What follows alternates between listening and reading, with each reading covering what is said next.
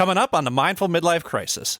Yeah, because if you're a midlife person right now and you think, well, I'm burned out. I'm burned out as a dentist or a realty. It's got nothing to do with your age. It isn't like you're burned out because you're 47. I was fried at 26. I was so burned at 26. How am I sounding tonight at 69 years old? Do I sound burned out? I was so burned out in my 20s and 30s. It's all about negativity.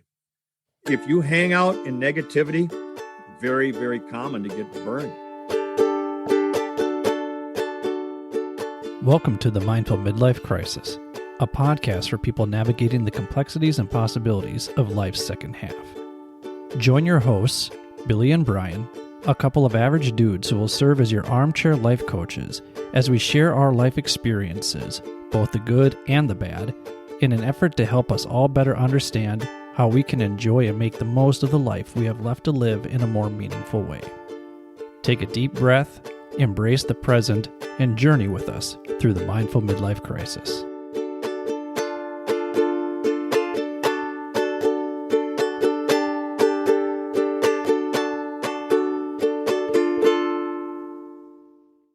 Welcome to the Mindful Midlife Crisis. I'm your host, Billy, and as always, I'm joined by my good friend, Brian, on the bass. Brian, how you doing over there, man? I am stunning today. Oh, and you look stunning as well. Thank you very much. Stunning can be interpreted in many ways, you know? It's stunning outside. The weather has finally turned. I feel good about that. It is. It's gorgeous. Although, how are you feeling about daylight savings time? Why do we do this? I don't understand it either, and it's something that, like, I was in a sleep groove, and I was feeling really good. I finally was sleeping all the way through the night. I never thought that I would get into this, but I use CBD oil. Do you use CBD oil? Oh, yes. Yeah, I'm a big fan. What CBD oil do you use? I use the Chris Hockey cherry tincture. Excellent. It tastes amazing. It's by far the best flavored CBD I've ever had in my life, and it works great. I use Green Compass CBD oil, and I learned about that through my friend Kristen Brown, who's actually going to be a guest on our show at some point in time. Yeah, mine's made by Cultivated Industries. They have a bunch of different ones, but Hockey's cherry is my favorite. And so Chris Hockey, I know that name. Yeah, he's on K-Fan. He's on the morning show. Oh. Yeah. We should be on the morning show.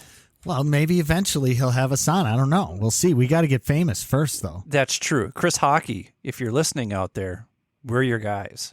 We're your mental health not experts. Exactly. So we're actually bringing, I guess, what we're going to call season one. We can call it season one. Yeah. That's what they do in the biz. Yeah. So we're going to bring what we're going to call season one to a successful conclusion with our 10th episode. And I feel good that we've produced 10 episodes so far, and we have a lot more on the way. We're really excited. We have more guests who are on their way. I just feel good about what we've put out there for public consumption. How about you? Oh, yeah, I feel great about it. Although I must admit, when I'm listening to it, I critique myself quite harshly. Isn't that the worst? It's just like, oh, I should have said this, or yeah, why didn't I say that? Yeah. You know that, dummy. Say it. Yeah. And here's the thing: is the magic of editing makes us actually sound smarter than when we're recording live. That's because you edit out all the wait, I gotta look that up. You guys should see how much tape is on the cutting room floor right now. It's deep.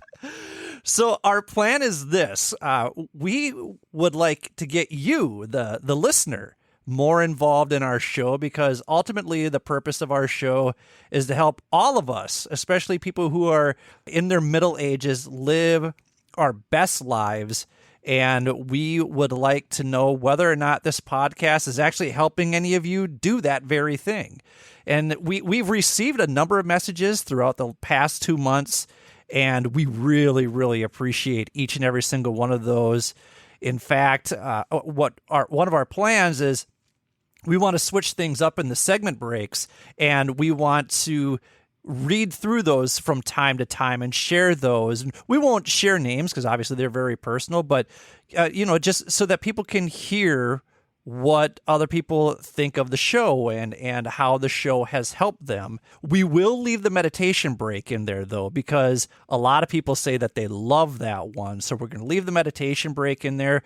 But we just wanted to say thank you for the feedback. Thank you for listening. And thank you for sharing your thoughts with us. Some of you have also reached out and you have agreed to be guests on our show because what we've discussed has resonated so strongly with you that you feel your own story may resonate with other listeners. And we just think that's awesome. As much as this podcast is a lot of fun for the two of us to record, what really makes it worthwhile is hearing from you. So if you've got an inspirational story to share with us, or you think you've got some valuable life experience to share with our listeners, we'd love to hear from you. During this, like we said, we're going to call it our first season, these first 10 episodes. We're definitely still working out the kinks.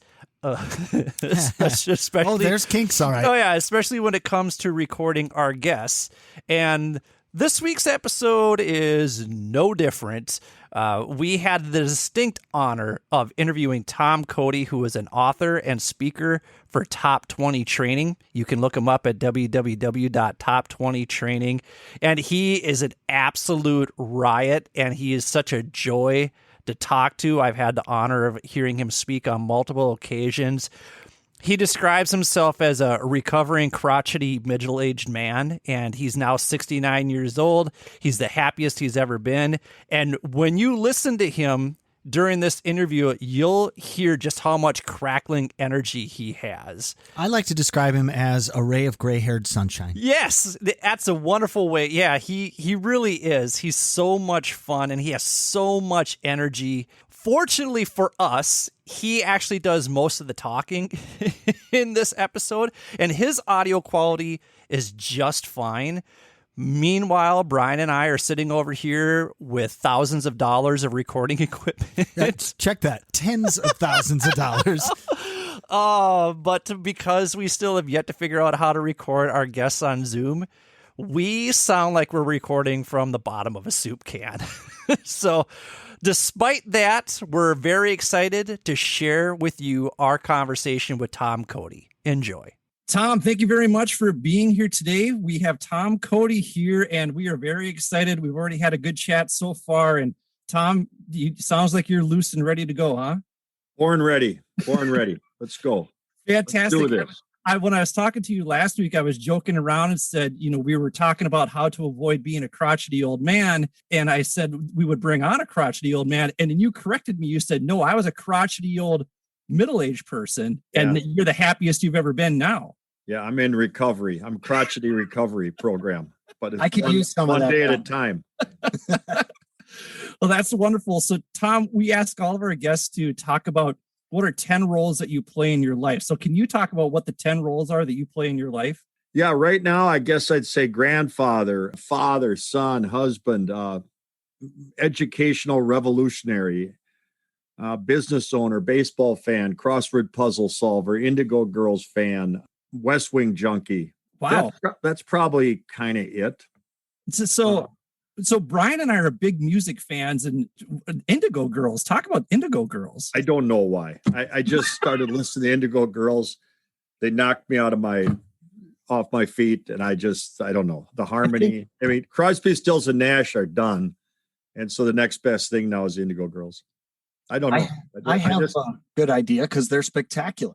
They really are. They're I mean, you turn Galileo on, and I'm outside my car like dancing. And I'm one of the very few men who is big at it. I go to Indigo Girls concert. I'm like one guy there, and everybody else is under 1,000 years old. So I don't really fit in, but that's a thing. That's awesome. I guess I wouldn't have pegged you to be an Indigo Girls fan. So that's a fun little tidbit about you. I come on in Connecticut at a high school, and they had my walk-up music, Indigo Girls. I don't know how they heard this, but they had, I got actual walk-up music into the theater. Well, we can fix that. We can fix next time. So I too am a baseball fan. I've actually been to all of the Major League Baseball stadiums. That was something that I wanted to do. Yeah. It's if you ever get a chance, Jay Buckley baseball bus tours. Oh, yeah, Take you wherever you want to go. Have you done that one before? Well, actually, we were Buckley's competition during the Dome from 80 to 2010. I was part of a team that called Ballpark Tours, and we ran up against Buckley. Ours was like the Renegade Pirate Tour. Buckley's were organized. They knew what time you were leaving. We were pirates, but we did a lot of Comiskey, Wrigley, Old County Stadium. That was our deal. I refused to take my kids to the Metrodome. I'd rather watch ballet than crappy indoor baseball. So I was kind of a baseball revolutionary. We were protesting still 10 years after they built the Dome. So I'm an outdoor baseball. I go to watch the dude drag the hose to water the infield. Like, that's how sick I am. Wow. So you were very happy when they built Target Field then? Ecstatic. I wanted to pull the plunger on the Dome. I volunteered. I would bring TNT. When that baby went down, we had champagne. It was a nightmare. My children lost 3 decades of baseball. I mean, that's a big deal.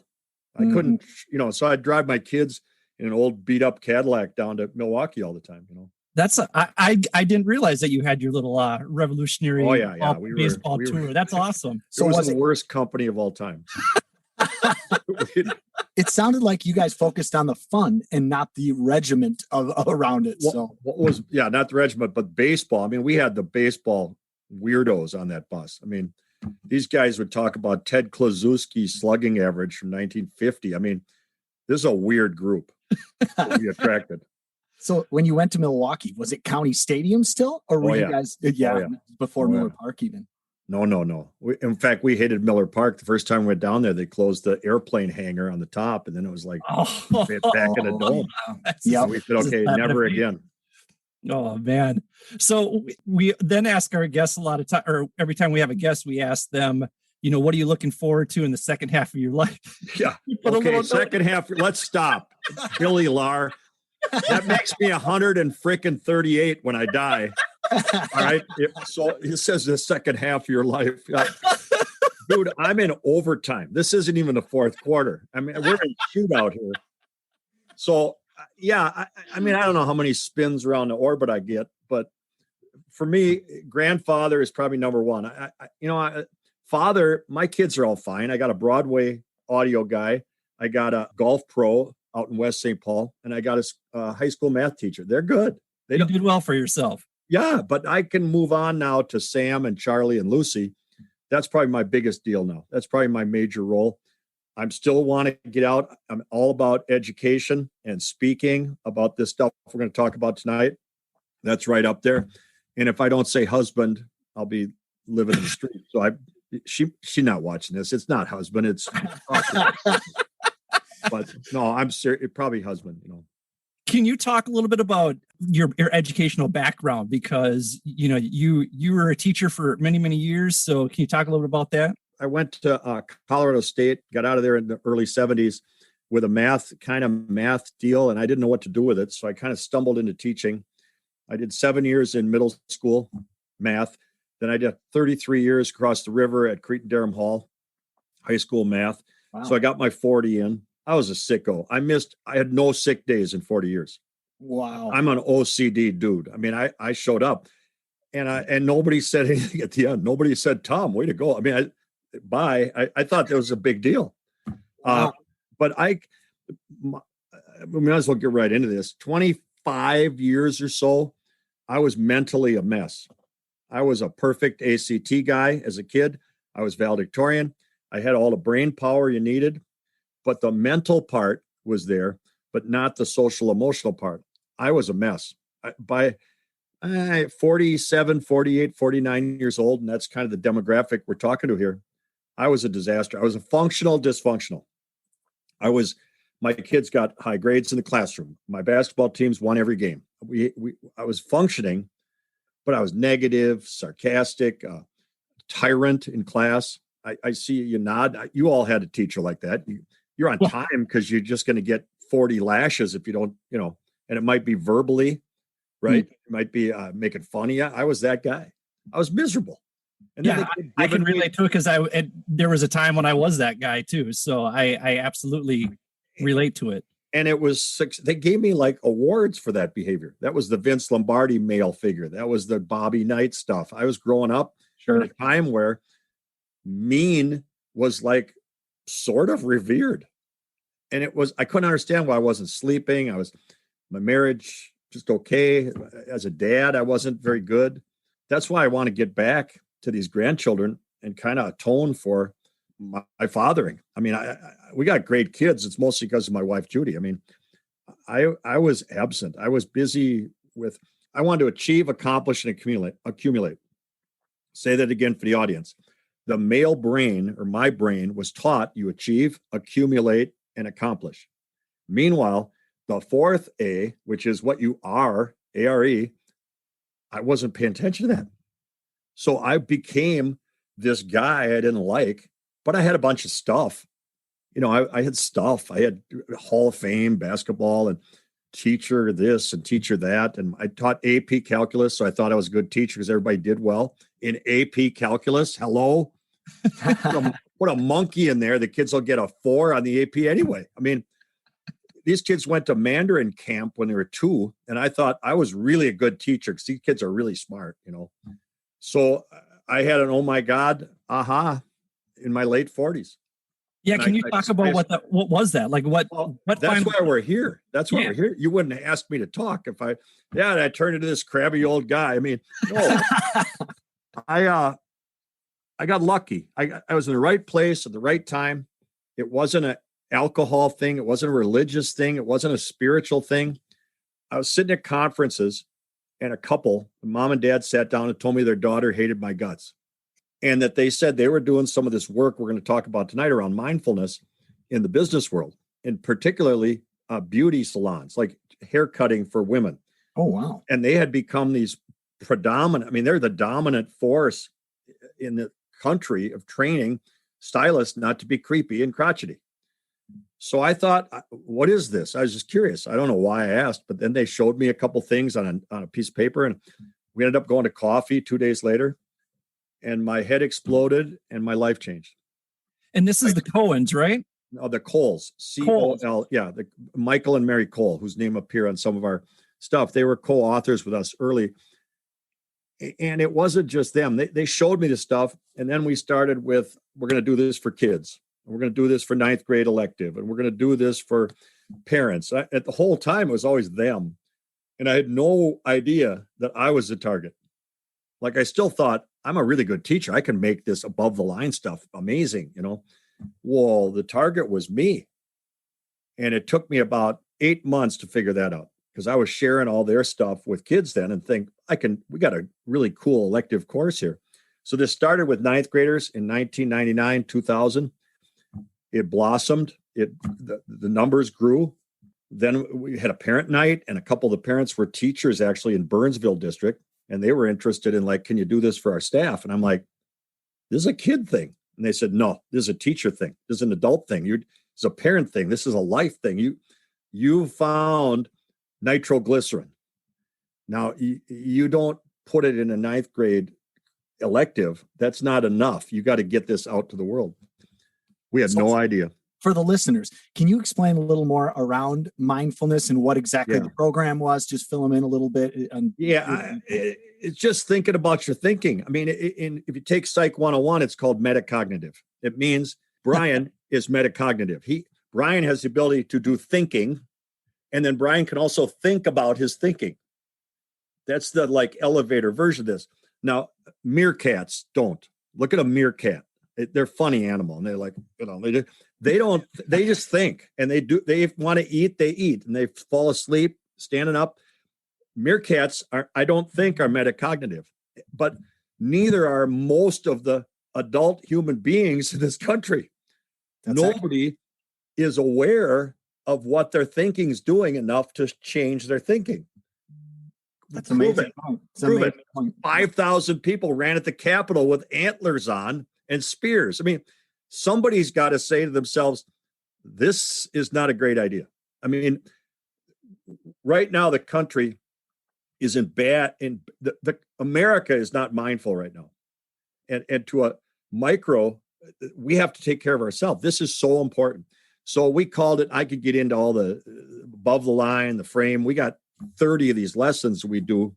And our group is called Top 20 Training because we got this top 20 brain and we got this bottom 80 brain. I don't know why. It's a dumb name for a company, but that's what we named our company. What I remember is doesn't have something to do with 20% of the population can influence 80% of the population. Yeah. And that was a stupid way to name the company and that's exactly right. It's called the Peretti principle in Italy, where 20% of the people owned 80% of the land. And we thought that was cute, but it's nothing to do with, so it came off as, well, 20% of the people are mindful and 80% aren't. And we're like, no, stop. Tom here sometimes is mindful. That's called my top 20 brain. And sometimes I'm clueless because now I don't know about the percentages of the number. Again, dumb name, but that's 20 years ago. That's our name. So. And when you talk about, anytime I've heard you speak, you've said we all have the ability to be top 20s and we all have the ability to be bottom 80s. Top 20s live above the line and they visit below the line. Yep. And bottom 80s live below the line and they visit above the line. So can you kind of talk about what that means? Right. As long as you're there. Okay. So there's this line. Billy Lahr has this line. When his thinking's working, we call that above line. It doesn't mean happy. You could be above the line at a funeral. Okay.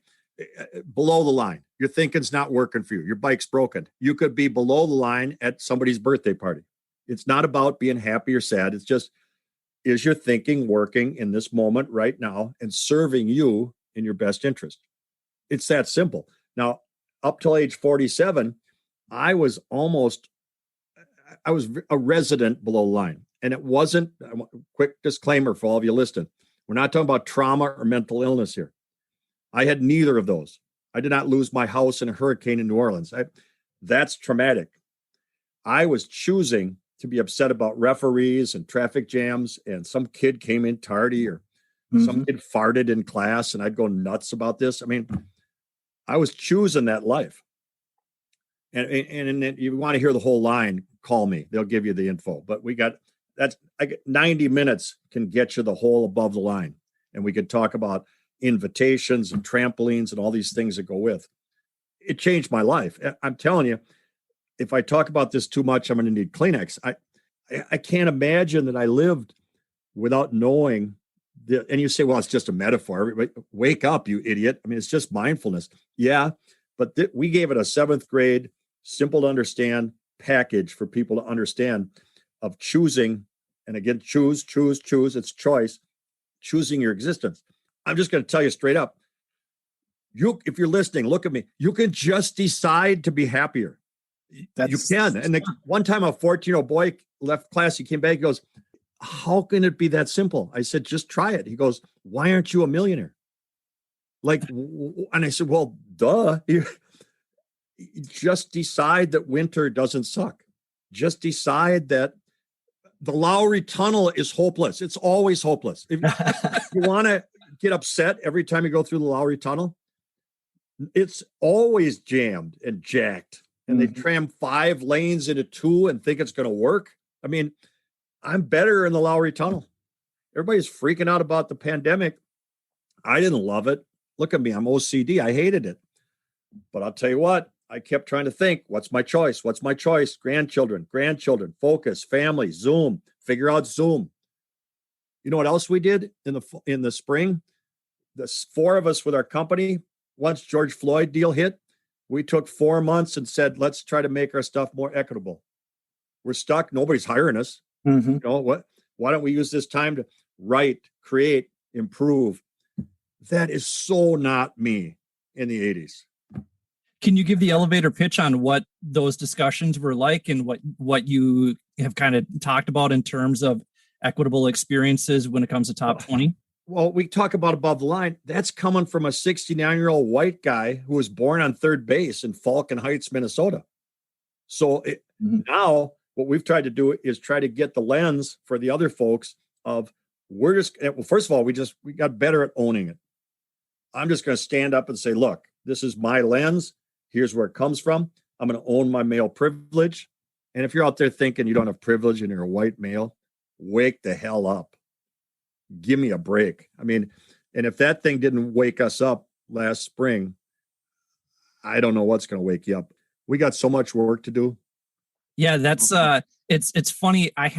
That's one of the things that I kind of had to do a 180 on, because I remember getting defensive when that idea of white privilege came up, and I would look for the holes in it.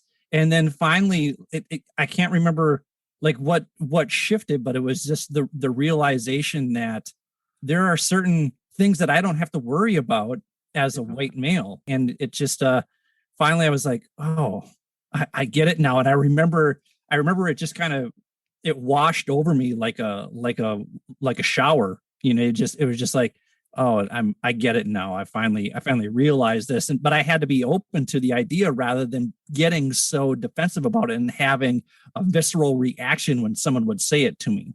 I had the same deal. I went through the same thing. Defensive. Oh, you're male bashing. I'm not interested in male bashing. You know, male bashing. Let me just speak for my gender for a minute. We need a little bashing.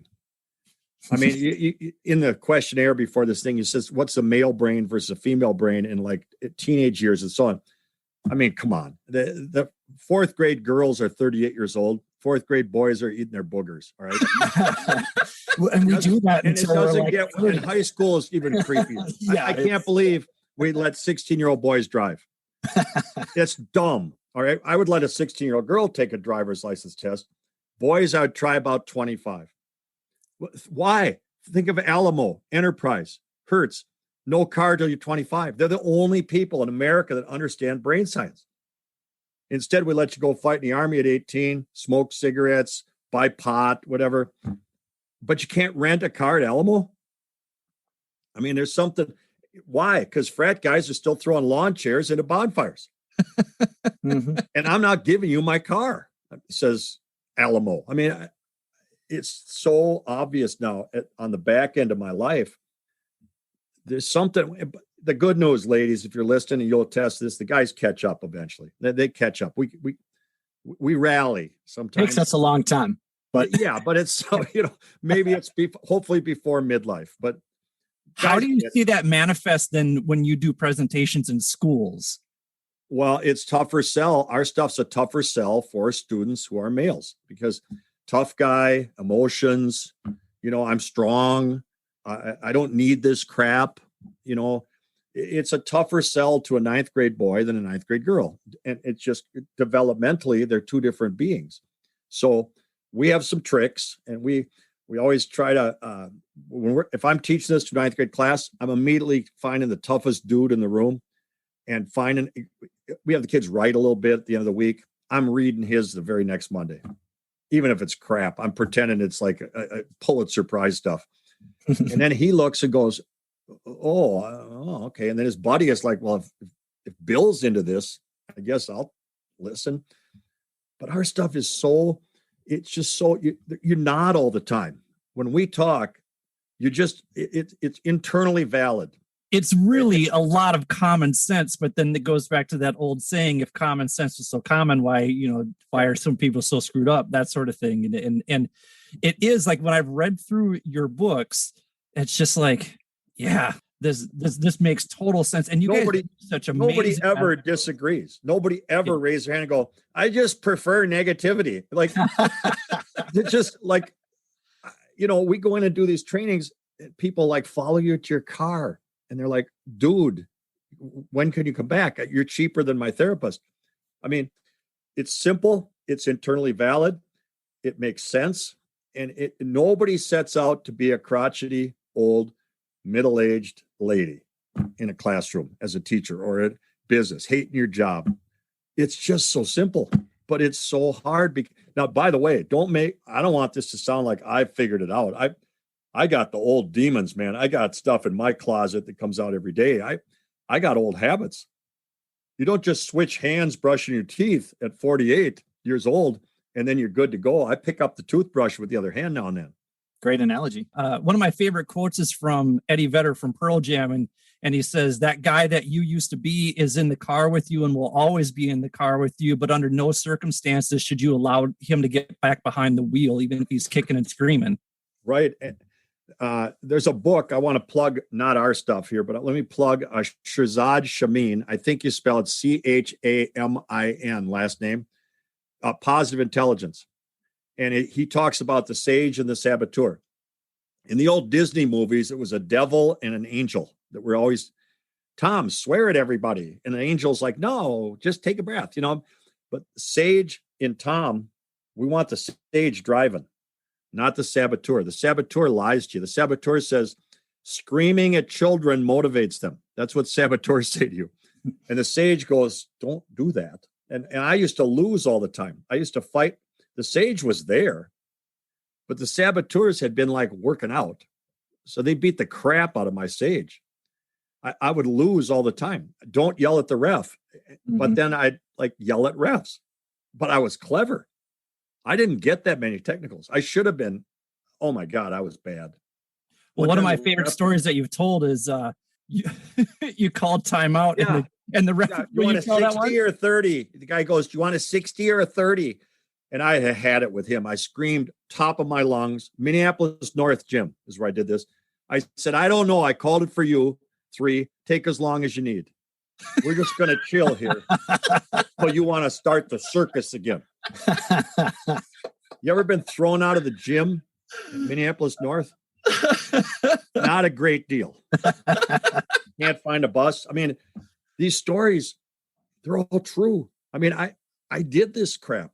And I have no excuse. I wish if anybody's listening that had me in class, I'm sorry. I mean, and if you had me after 1999, you're welcome.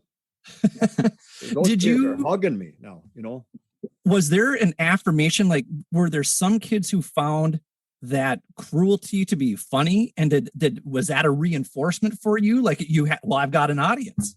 Absolutely. Guess what? I coached like 6 D1 girls in basketball. They were all fine. They all had crazy parents, like almost every D1 athlete, right? Yep. And they thrived in that stuff. They said, keep it up. I'm tough. Well, I coached 6 D1 athletes, right? How many were not D1 athletes? Hundreds. These are 16-year-old girls that I'm really emotionally abusing. And why? Because we're going to get the rebound. And by the way, we got every rebound and every free throw for 22 years because they were petrified not to. Of course, we're going to beat you at Wayzata. We're going to come in at 6 a.m. if we lose for practice. I mean, it was that kind of nonsense. So yeah, short term, accumulate, achieve, accomplish. Long term, they don't speak to me. I had a 25-win team. See how I talk? I had a 25-win team in 1993. Hardly talked to anybody on that team. If they see me at the state fair, they cross the street. I mean, what did I become? That was a perfect example of what I didn't want to be, especially later in my life. I didn't want to be that guy. That hits home for me because I think I still battle with responding in that way. And I think just because in my role at my school is the 13 years that I've been there, 7 of them I taught in the alternative program. And those students were coming in with all sorts of academic and behavioral and social emotional needs. And like I wasn't necessarily in the best mindset to be a pillar of support for them at all times. So, and like even now as a dean, I'm always working with students when they are at their worst. And when you call home, you're dealing with parents who are shocked and maybe they respond in a way where it's like, you're going after my kid, that sort of thing. And so for me, it's really difficult to step back from time to time because I get wrapped up in the emotion of it. I'm very much emotionally driven, and I struggle with that. And you said something last week that just slapped me in the face when you talked about burnout and how burnout has everything to do with who you surround yourself with. And I'd like to take a break right now, and I want to come back and talk about that when we're back. So thank you all for listening to The Mindful Midlife Crisis with Brian and Billy and Tom Cody. Thank you for listening to The Mindful Midlife Crisis. If you're enjoying what you've heard so far, please do us a favor and hit the subscribe button. Also, Giving our show a quick 5-star review with a few kind words helps us on our quest to reach the top of the podcast charts. Finally, since you can't make a mixtape for your friends and loved ones like you used to do, share this podcast with them instead. We hope our experiences resonate with others and inspire people to live their best lives. Thanks again. And now, let's take a minute to be present with our breath. If you're listening somewhere safe and quiet, close your eyes and slowly inhale for 4, 3, 2, 1. Hold for 7, 6, 5, 4, 3, 2, 1. Slowly exhale for 8, 7, 6, 5, 4, 3, 2, 1. Let's do that one more time. Inhale for 4, 3, 2, 1. Hold for 7, 6, 5, 4, 3, 2, 1. Slowly exhale for 8, 7, 6, 5, 4, 3, 2, 1. Go ahead and open your eyes. You feel better? We certainly hope so. And now, back to the show. Welcome back to the Mindful Midlife Crisis. We are here talking to top 20 strategy guru, Tom Cody. Tom, once again, thank you for being here. We finished off the last segment talking about burnout, and you had said something to me last week that really stuck with me when you talked about how burnout isn't a real thing. It's about who you're surrounding yourself with. So can you talk a little bit more about that? Yeah, because if you're a midlife person right now and you think, well, I'm burned out. I'm burned out as a dentist or a realty. It's got nothing to do with your age. It isn't like you're burned out because you're 47. See, I was fried at 26. I was so burned at 26. How am I sounding tonight at 69 years old? Do I sound burned out? You sound like you got a lot of pep and a lot of energy. I'll get on a plane to the North Pole if Santa wants a training tomorrow. By the way, Tom at top20training.com, Santa. That's Tom at top20training.com. I was so burned out in my 20s and 30s. It's all about negativity. If you hang out in negativity, and if your job requires you to do a lot of working around negative people, very, very common to get burned. But I just different now. In my 30s and 40s, the crew I was hanging with, not such a snappy group. When I look back, I won't get into what they were doing. Lately, I hang out with a guy named like Paul Burnaby in Top 20. He makes Gandhi look like kind of an a-hole. All right. I have met Paul the before. Guy, he is amazing. Like, somebody cuts us off and Paul goes, well, let's be curious. You don't know their story. I mean, that's how this guy thinks. And I've been hanging with him for 22 years. It's hard to be burned out when you're surrounding yourself with positive people, we're writing positive books. We're thinking about positive mindset. The best therapy for me is when I go to a training, because I'll do 6 hours at a business or a school. And basically I'm talking to myself for 6 hours. I'm training 200 people and I'm telling jokes with a microphone, but I'm mindful the whole time of, God, I got to practice this. I'm giving myself the pep talk, The other one, it's right behind me here on this poster. Keep your day. If you're struggling with burnout and you're like, just pick the next day. Tomorrow it's called March 6th. Okay. And I don't know when this is going to air, but just pick the next day. Don't let anybody get your day. I'm not going to let negativity get me. Lowry Tunnel's not getting me. Target, checkout lady who doesn't know what an avocado is. You're like, she's not getting my day. I'm not giving my day away to, if I'm a teacher, I'm not going to freak out about a tardy kid.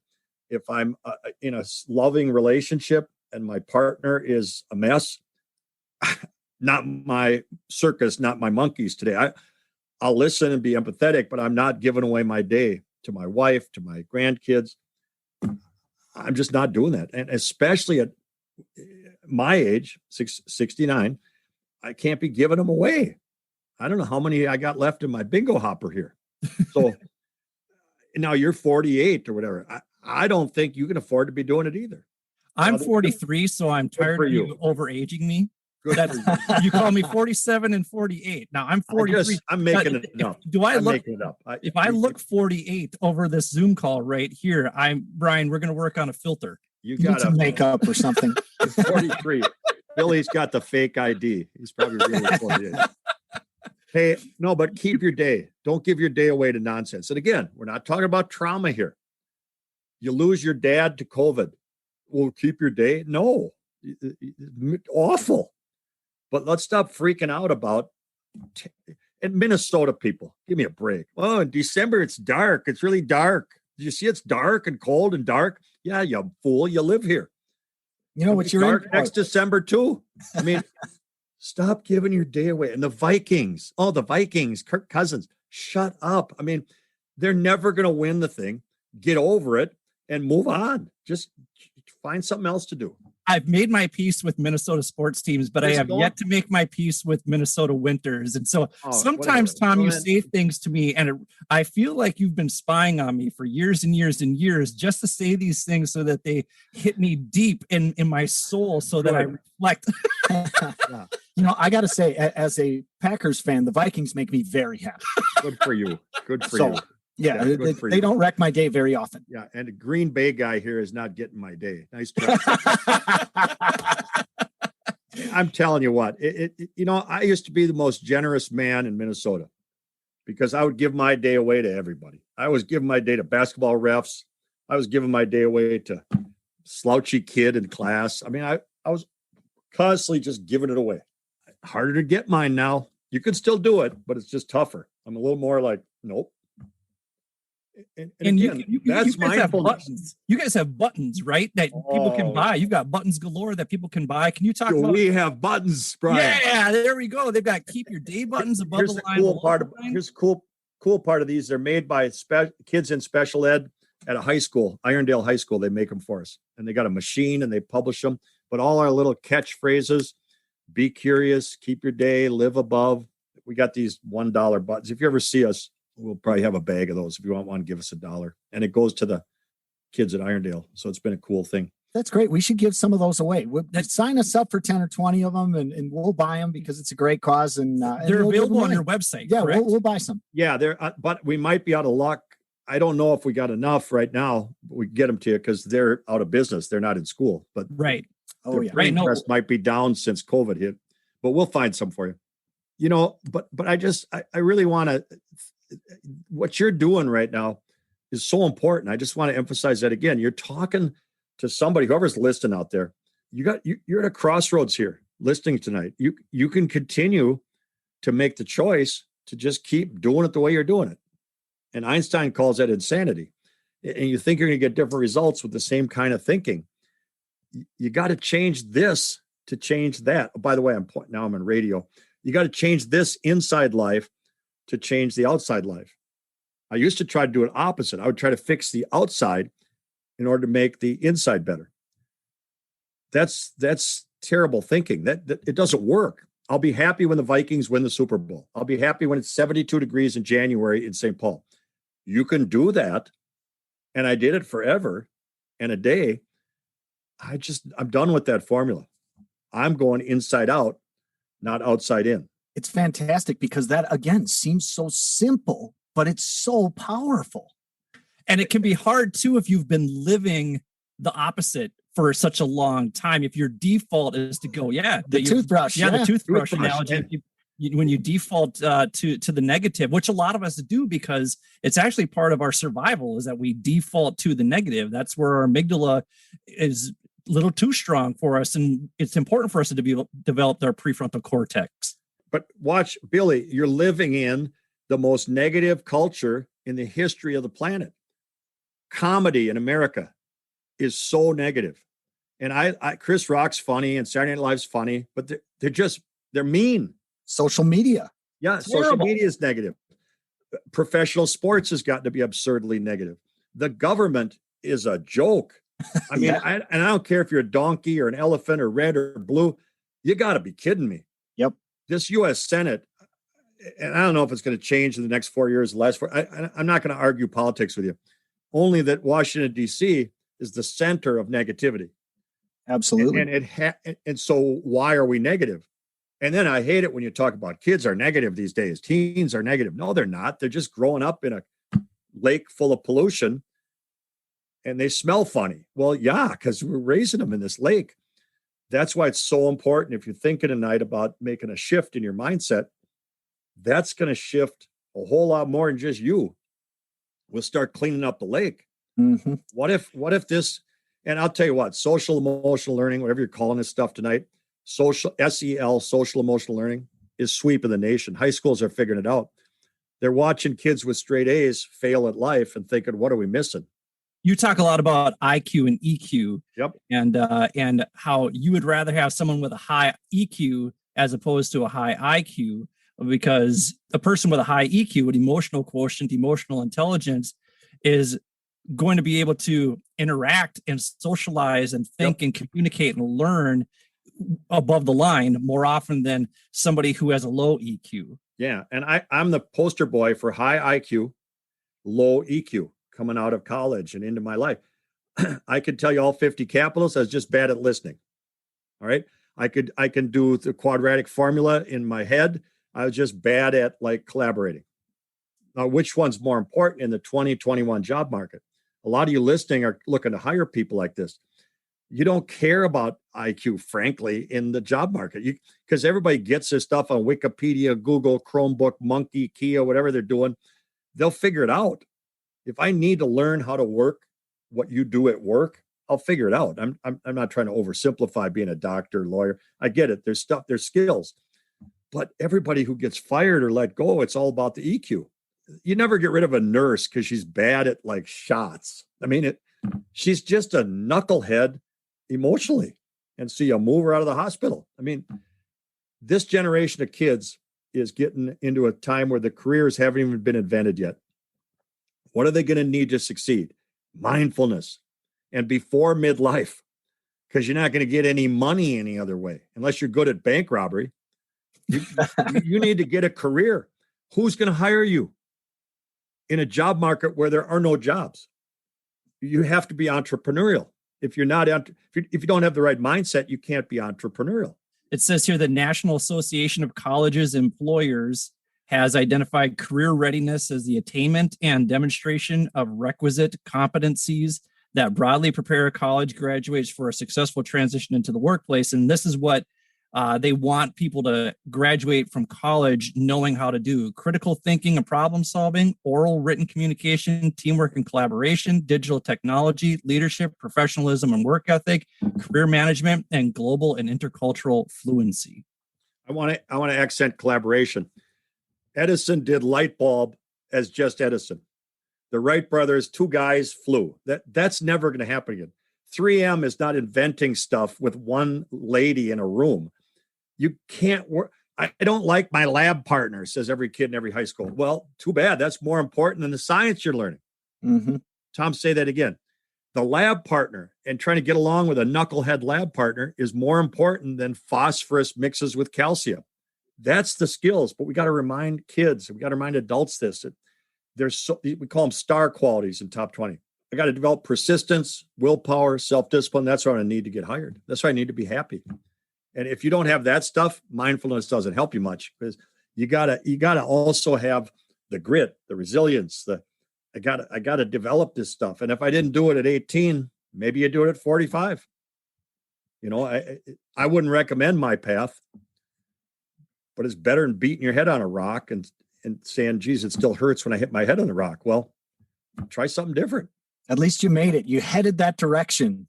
And I think that's why I admire you so much, Tom, because I listen to the stories that you tell from when you were in your 20s and 30s and your early 40s. And it's like, man, that's me in a nutshell. Like that's all the things that I used to do. And I feel like I'm transitioning into like a more top 20 mindset. Like I'm not there completely. Yeah. And like nobody is. Right. And I just, I'm edging my way to that. I'm still a neurotic, anxious mess much of the time. And the number of times that I create a story or narrate a story in my head and get worked up about something that's never even happened. It's never even happened. It's not even a situation that I'm facing, but I've created something. You guys talk about tornadoes of negativity. Yep. Like I create tornadoes of negativity just with my own thoughts. And it's like, oh gosh. So I've really, really made a concentrated effort to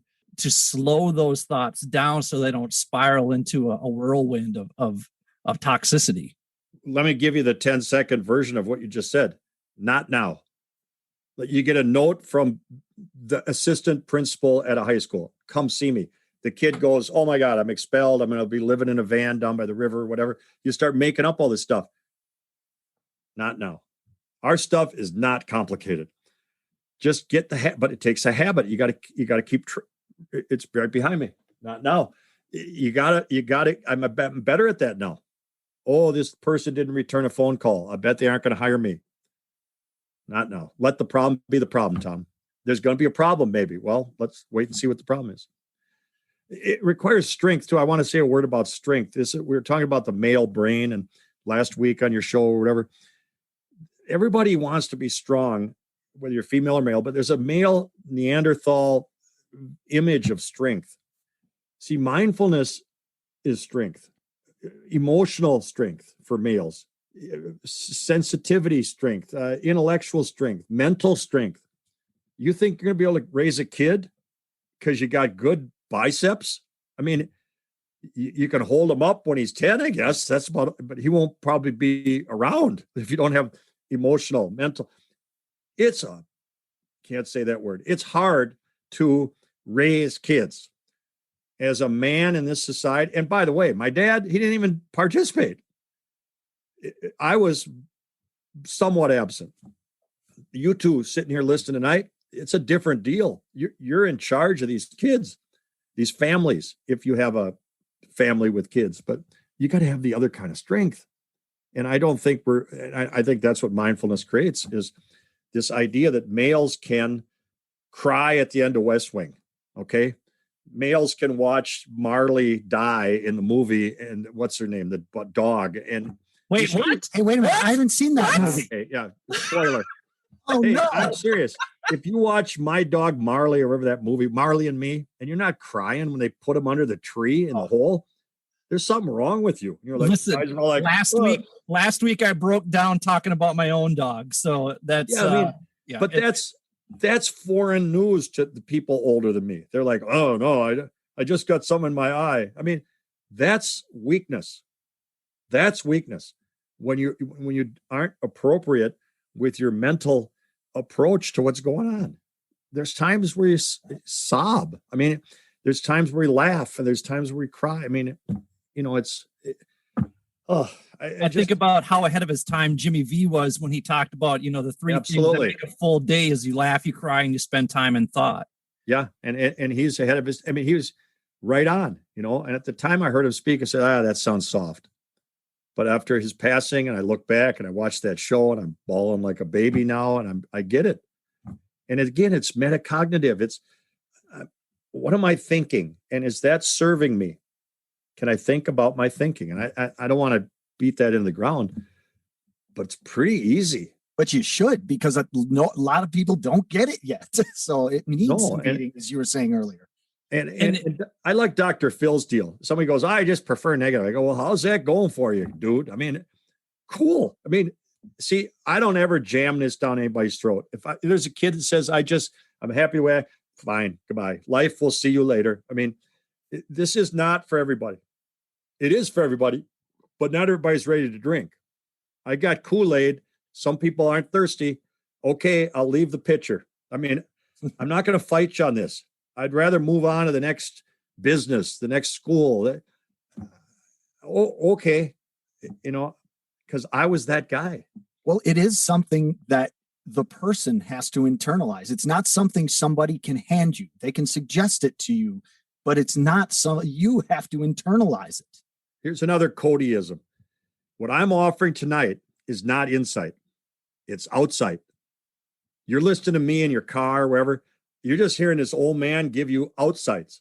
Nothing happens with the show tonight till you have the insight. It just doesn't. It's of no. Your parents gave you outsights. Don't date her. like, don't, they told you all kinds of crap, and you didn't, until it hit you.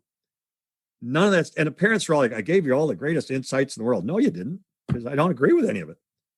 But as soon as it hits you and you own it, it's yours. Mm-hmm. Like, I can't get rid of this now. I can't, I don't know if you can hear me clear enough. Once you get this into your skull and into your heart, it's not like you forget how to be happy. Mm-hmm. True story. There was a night in 2001. I was about a year and a half into this. I couldn't sleep the whole night because I was too happy. Why were you? What made you so happy? Everything, just my life. One guy said to me, the dude that was turning me on to this, my mentor said, "You're going to find prosperity like you've never had before." And I go, "What does that mean?" He goes, "Mental, spiritual, financial. This is going to make you emotionally rich. You're also going to make a crap ton of money doing this, because America's dying for this." Mm-hmm. I was like, "No, I'm just a teacher making 38.5 with a master's, whatever." Holy smokes. I'm not blowing my horn here. I'm talking about the content. We've hit the national stage. This stuff is out there now. I get to present in Dakar, Senegal 3 years ago. Wow. They had me come over to an international. I'm like, what am I doing? I'm getting on a plane at JFK with my crappy t-shirt on, thinking, I didn't see this coming. And I'm not trying to tell you I'm a big deal. I'm not a big deal, but sort of a big deal, because people, they just like it. And again, a lot of our work's in school, but I want to make a pitch to you people in business. I could come in and do this with your people. I'm telling you, and I won't save all of them, but I guarantee you got a Tom Cody on your staff right now. I guarantee there's somebody just waiting. There's somebody just waiting to get that insight. And if they do, it's going to be worth it. I can speak from personal experience that your books, and like, I look for every time you're in the building, I go. Every time you're doing a Zoom meeting with our staff, I go. I look so forward to it, because it's interesting. It's kind of like you talked about. Yeah, I could pay $150 to see a therapist every month, or I could drop $20 on your book and read that every time I start dipping below the line, and it almost feels like I'm paying rent down there. And it's like, no. I need to move out and purchase property above the line here. Anytime I've heard you present, it has always been, you've talked about trampolines just to kind of bounce me back up above there. And I think it's important for people to stop and do like an emotional inventory. Where are you at? Because you can't, if you're moving too fast, I think that's also where mindfulness comes in too. If you're moving too fast and you're constantly in doing mode, like what Sarah Rudell Beach talked about episodes ago, if you're constantly in doing mode, then you can't stop and do that emotional inventory. And then you miss out on what you talked about, is taking those outsights and turning them into insights. Yeah. I use, in my old days, I drive by Caribou, and I'm going to 5 basketball practices. I'm going to do this, do that. And I drive by, and some dude's sitting there looking at the sky. And I always just think to myself, what is wrong with that guy? Is he got some mental problems? No, the guy in the car had mental problems. That guy's watching clouds. Now, it was 2000, I think 2001, right when this was hitting me. I went to Italy for like 3 months and just sat there. It was unbelievable. I had no idea I even had that in me. I can do a morning at a coffee shop now. I can be alone. By the way, 69, you're alone a lot. I got news for you. People looking forward to this retirement thing. Judy's doing something else. She don't want to be with me all the time. You do a lot of walking around the neighborhood. So you better be okay and get your head on straight, because you're going to spend a lot of time in the 6-inch space between your ears. And if you're not doing it now, you're going to do it down the road. Get ready. I can do that now. I can be okay with me and just me being me. And that's a skill. I didn't have that down, How important is it for you to continue doing your conferences and engaging people about this topic. Because last week we talked about the importance of, especially as we age, that we continue to do things that we love and we continue to socialize. Because if we don't, those brain cells, they atrophy. Yeah. Well, number one, this pandemic cost me a year business-wise. I mean, I didn't get to go to Cleveland or let alone Dakar, Senegal. I mean, there was almost no business. So I was forced into the inside world and I lost that. And it really, people say, well, you really want to go out and keep doing this? The answer is yes. I miss it. I miss Delta. I miss canceled flights in Tucson. I mean, you're like, what? Well, because it gets me to share this with people. I do have a shelf life, although I think I can do what I do in a Stephen Hawking deal. I'm not roofing houses here, so I can do this for a while until I lose my mind here, which I'm watching my mom go through that right now. It's going to happen at some point, but no, I'm just getting warmed up, Sparky. I want to do this. I feel like the guy who gave this, Michael, when he gave it to me, said, I'll make it one deal. That's all you got to do is promise me you're going to pass it on. Because he had been given this gift from somebody else. And he has no idea.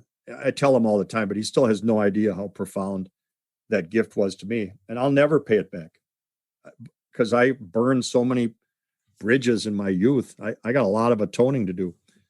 And some of it involves going to Minot, North Dakota. Okay. It's not as exotic as Africa, but I fly to Minot. I could vote in Minot. I'm up there so much. I mean, did I plan to be big in Minot? No, but they think Tom's here. You know what I mean? And it's fun and it feels good for your ego and self-esteem, but I'm way past that now. When I first started doing this, I loved the applause. Tom's funny. Yeah, great. That's nice. What is it doing for you now? Just like my teaching career, it used to be all about me. When I figured it out, it was all about the students. I used to be all into teaching. Later, I was more interested in learning. Same arc of my top 20 career. First was all about me. They're giving me money. They're giving me a plane ticket. This is so cool. But you do that for a while, and it's like, it's not enough for you. It's what am I helping these people become? That's my deal. That's what I want to do for a while. Well, and we want to make sure that we spread the word, just how amazing you are, and that, with a simple visit to your website, that they can get the show live and in person, or they can get the books. Can you just talk about what you all have to offer in terms of conferences and books and whatever else you've got going on? Go ahead and promote yourself. I would promote two things, because I know a lot of you are not involved in education. If you're into education, you need us yesterday. You need me yesterday at your school, because the schools, I mean, my God, professional development in schools is so bad. It's either the EpiPen lady, the insurance guy, or bloodborne pathogens. And so people say, you're the best PD we've ever had. Well, the bar's low. All right. So forget schools for a minute. What I would push for you is our latest book is Rebalanced Thinking, Rebalanced Living. It's got nothing to do with education. This one is written for plumbers and sister-in-laws and dads and moms. It's called Rebalanced Thinking, Rebalanced Living. Mindfulness, rebalanced. You can get that stuff at the website. It's top20training.com. And then for trainings, a lot of you are in businesses. I would love to have you give me a yell, and maybe you're interested in doing your bank staff or your I don't know if you own a fitness club, or if you got folks that need just a clean the head a little bit and just get and by the way, you're thinking of firing 3 people. Why don't you save the money and at least try this first? And maybe you can do it with a book. Maybe you can do it with a Zoom call with me, or bring me in. I got 2 shots next Tuesday. I got 2 shots, baby. I used to have 2 shots at the bar. Now I'm getting 2 shots in the arm. I'm hoping I can get out and going again by late summer, fall. I hope that we're back in business. But I appreciate the plug. And Billy keeps saying, yeah, you're amazing, Tom.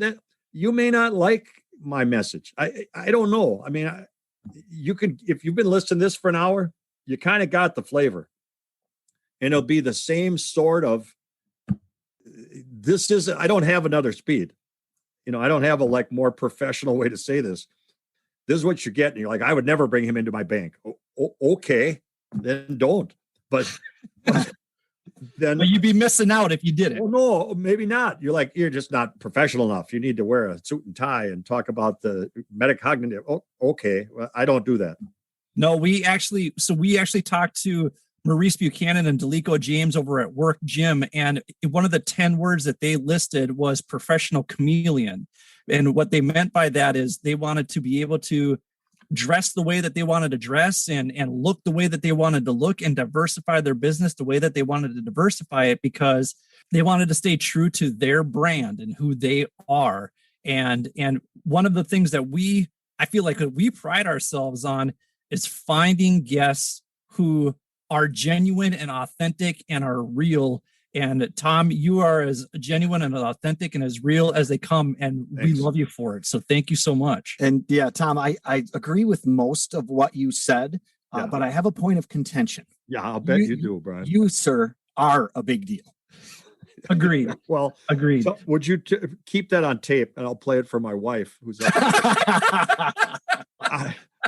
she laughed. She thought I was funny from 1978 when we married to 1979. That's about when she stopped laughing. Are you just recycling jokes? No. In 78, she's like, he's the funniest person of all time. And then by 80, she was like, just shut up.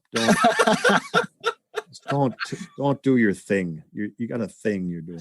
But I'm telling you, if we go out to a bar after the training with me or a coffee shop, whatever, it's the same thing. I mean, you give me a microphone, I'll be a little more careful if I have a microphone, but it's pretty much, you're just kind of hearing me. And that's why this has been so easy for me to tell this story, because it's my story. How hard is that?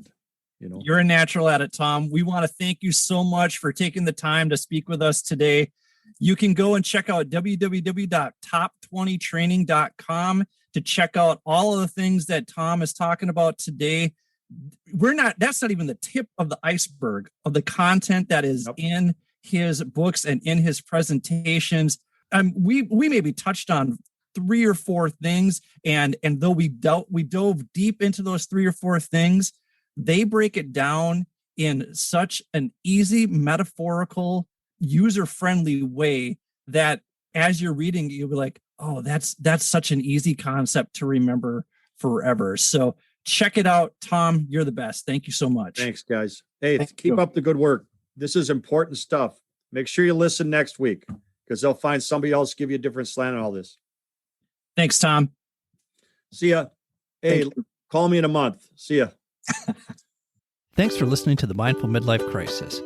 We will do our best to put out new content every Wednesday to help get you over the midweek hump. If you'd like to contact us, or if you have suggestions about what you'd like us to discuss, feel free to email us at mindfulmidlifecrisis@gmail.com or follow us on Instagram at mindful_midlife_crisis. Check out the show notes for links to the articles and resources we reference throughout the show. Oh, and don't forget to show yourself some love every now and then, too. And now, back to the show. Welcome back to the Mindful Midlife Crisis. Brian, after we got done talking to Tom Cody, you were like, dude, you were knocking it out of the park with these guests. What did you like so much about Tom? As you mentioned in the first bumper, the guy was just extremely energetic, and it inspires you to be a better person, really, when you listen to him. You know what I mean? It's like he just has a way of putting perspective on things that I really dig. You said that you're actually thinking about having him come speak to your workers. I was thinking about it just because it does. I know a lot of people that could use what he was talking about. Yeah, and he has great books that you can check out too. He mentioned them in the podcast, but we're going to mention them again. I strongly recommend that if you have teenagers, that you have them read Top 20 Teens. That is a great book for them to check out. And they actually have a top 20 parents book out there as well. They have top 20 books for every walk of life. Their newest book is called Rebalanced Thinking, Rebalanced Living. I purchased that one not too long ago. I haven't read that one yet. It's on my shelf. It's one of the books that I'm going to read as I continue to move forward and try and be a better version of myself. So we'll probably revisit that and have Tom come back on and talk about some of the finer points in that book as well. So you can check out Top 20 Teens. That's a great book to purchase for your kids. He has a book called Top 20 Parents, and then Rebalanced Thinking, Rebalanced Living. All of these are available at www.top20training.com. I like listening to Tom because I feel like he calls me out on my own bullshit and my own excuses. Like we talked about daylight savings time at the beginning of this episode and how that has, for me especially, thrown me for a little loop. And I have talked on this podcast how much I despise winter. And Tom's like, suck it up. Get over it. You live in Minnesota. You should know. It shouldn't be a surprise from November to mid-March that you're going to be cold and it's going to be dark. Hey, Billy, we're in mid-March now. I know. Isn't that great? Here's the thing. As I look at daylight savings time now, it's 5:34 and it's still like a lot of light. A lot of light out. You have to look at those opportunities as well. As Tom would call it, you need to reframe how you see things, how you experience them. One of the things Tom has shared with me in the past is that if you don't change what you're doing, you're always going to get what you've always got. And that has helped me become more aware of how I see different situations and really try to approach them with the top 20 mindset so that I am in my best way of thinking rather than when my thinking isn't serving my best needs. So I would highly encourage you to check out those books. If you have an opportunity to have Tom present to your staff or present to your school, go to a training if you can. He's absolutely fantastic. We really, really thank him for being on our show. And we really thank you once again for listening to the first 10 episodes, what we're calling Season 1. We're not going anywhere. We'll be right back with more episodes each Wednesday. And sometimes we'll have bonus episodes coming for you as well. We hope you have enjoyed what we have put out there for you so far. For Brian, this is Billy. Thank you for listening to the Mindful Midlife Crisis. May you feel happy, healthy, and loved. Take care, friends.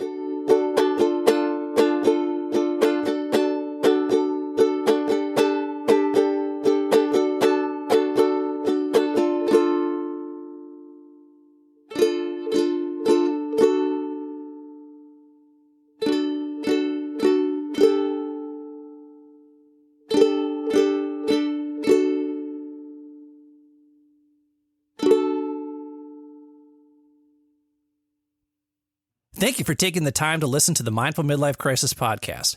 We hope you enjoyed this week's episode. If this episode resonates with you, please share it with your family and friends. We will do our best to put out new content every Wednesday to get you over the midweek hump. If you want episodes to be downloaded automatically to your phone each week, all you need to do is hit the checkmark, subscribe, like, or follow button, depending on what podcast format you're using. While you're at it, feel free to leave our show a quick 5-star review with a few kind words so more people like you can easily find our show. If you're really enjoying the show and you want to help us out, feel free to make a donation to www.buymeacoffee.com/MMC podcast. That's www.buymeacoffee.com/MMC podcast. You can also access the link in our show notes. We use the money from these donations to pay whatever expenses we incur from producing the show, but ultimately, we record this show for you. So if you keep listening, we'll keep recording and releasing new episodes each week regardless. If you'd like to contact us, or if you have suggestions about what you'd like us to discuss on future episodes, feel free to email us at mindfulmidlifecrisis@gmail.com or follow us on Instagram at mindful_midlife_crisis. Be sure to check out the show notes for links to the articles and resources we reference throughout the show. Thanks again for listening. May you feel happy, healthy, and loved.